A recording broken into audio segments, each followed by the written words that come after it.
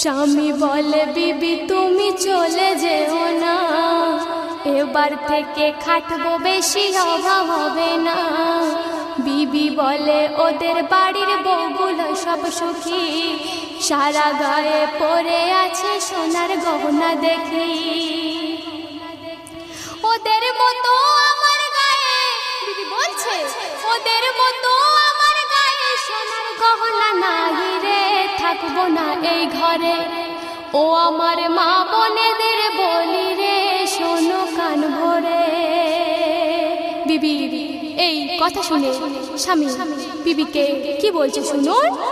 গরিব আমি খেটে খাই, কোথায় আমি পাবো, কেমন করে সোনার গহনা কিনে তোমার দেব। এই কথা শুনে বিবি খাওয়া দাওয়া ছেড়ে ঝগড়া করে স্বামীর দিকে যাইতে